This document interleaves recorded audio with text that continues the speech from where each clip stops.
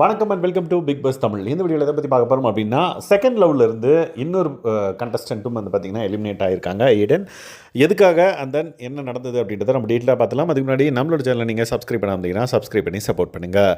இந்த particular second love ஷோவில் வந்து பார்த்திங்க அப்படின்னா, யாரெல்லாம் வந்து இன்னும் மிங்கிள் ஆகாமல் இருக்காங்க, ஒரு ஸ்டெப்பு கூட எடுத்து வைக்காமல் இருக்காங்களோ அவங்கெல்லாம் வந்து எலிமினேட் ஆகிறத நம்மளால் பார்க்க முடியுது. எஸ், ஃபஸ்ட்டு அசீமா இருக்கட்டும், அதுக்கப்புறம் ராஜா, அதுக்கப்புறம் யாராக இருக்கும் அப்படின்ற ஒரு க்யூரியாசிட்டியில் ஷோவை பார்த்துட்ருக்கோம். திடீர்னு வந்து பார்த்திங்கன்னா ஏடன் வந்து இந்த வீட்டிலேருந்து வெளியேறுறாங்க. ஸோ ரமேஷ் மேம் வந்து பார்த்திங்கன்னா, உங்களோட டைம் உங்களுக்கு வந்து போதிய அவகாசம் வந்து கொடுக்கப்பட்டது, ஆனால் நீங்கள் இன்னும் வந்து மூவ் ஃபார்வர்ட் ஆகலை அப்படின்ற பட்சத்தில் நீங்கள் இந்த ஷோ விட்டு வெளியே போகிறீங்க. இதுதான் வந்து உங்களோட கடைசி நாள் அப்படின்றத வந்து அவங்க சொல்கிறாங்க, கடைசி வாரம் அப்படின்றத வந்து மென்ஷன் பண்ணுறாங்க. ஸோ ஈடன் வந்து ஒரு சில விஷயங்கள் ஷேர் பண்ணுறாங்க. நான் இந்த வீட்டுக்குள்ளே நான் ஃபஸ்ட்டு வந்தப்பே சொன்னேன்ல, ஸோ நான் 2 நாள் இங்கே இருந்துட்டனாலே எனக்கு அது அச்சீவ்மெண்ட் தான். பட் 2 வீக்ஸ் நாங்கள் இருந்திருக்கேன்.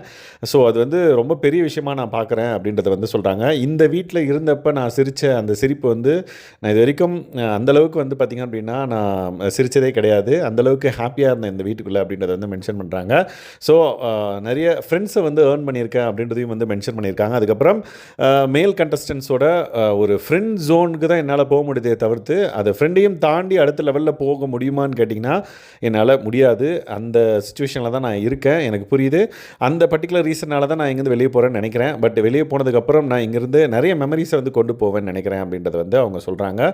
ரமேகிருஷ்ணன் மேம் வந்து பார்த்திங்கன்னா லைக் அவங்களுக்கு வந்து விஷயம் சொல்கிறாங்க, நீங்கள் வெளியே போயிட்டு இங்கே எவ்வளோ ஹாப்பியாக இருந்தீங்களோ அதே அளவுக்கு ஹாப்பியாக இருக்கணும் அப்படின்னு சொல்லிட்டு நான் விஷ் பண்ணுறேன் அப்படின்ற மாதிரி சொல்லி அவங்களுக்கு வந்து பாய் சொல்கிறாங்க. ஸோ அவங்க உடனே வந்து பார்த்திங்கன்னா யூஸ்வலாக ஃபஸ்ட்டு எவிக்ஷன் செகண்ட் எவிக்ஷன் ரெண்டுமே வந்து சட்டிலாக போச்சு. லைக் அவங்க வந்து பாய் சொல்லிட்டு அப்படியே கிளம்பிட்டாங்க. பட் இது வந்து ரொம்ப எமோஷனலாக இருந்தது அப்படின்னு சொல்லலாம். ஏன்னா அவங்க வந்து மோனிஷா அண்ட் தென் பிரியங்கா கிட்டலாம் வந்து பார்த்திங்கன்னா ரொம்ப க்ளோஸாக நிறைய விஷயங்கள் ஷேர் பண்ணிக்கிட்டதை நம்மளால் பார்க்க முடியுது. அண்ட் தென் அதர் மேல் கண்டஸ்டன்ஸ்கிட்டையும் வந்து அவங்க நிறைய விஷயங்கள் ஷேர் பண்ணியிருக்காங்க. ஸோ அந்த பாண்டிங்கில் எல்லாருமே வந்து பார்த்திங்கன்னா ஒவ்வொருத்தராக வந்து அவங்கள ஹக் பண்ணி அவங்களுக்கு வந்து லைக் சென்ட் ஆஃப் கொடுத்தாங்க அப்படின்னே சொல்லலாம்.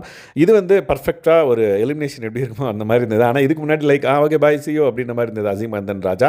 ஸோ ஈடன் கண்டிப்பாக அடுத்த லெவலுக்கு போவாங்களா வேற ஒரு மேல் கண்டஸ்டன்ஸ் கூட அப்படின்னா ஒரு கொஷின் மார்க்காக தான் இருந்துச்சு எனக்குமே. ஸோ இது டிசர்வ் எவிக்ஷன் தான் அப்படின்றது என்னோட கருத்து. உங்களோட கருத்து என்னதை கமெண்ட் பண்ணுங்கள். இந்த மாதிரியான செகண்ட் லெவல் ரிலேட்டடான அப்டேட்ஸ்க்கு நம்மளோட சேனல் சப்ஸ்கிரைப் பண்ணாமல் சப்ஸ்கிரைப் பண்ணி சப்போர்ட் பண்ணுங்கள். தேங்க்ஸ் கைஸ், பாய்.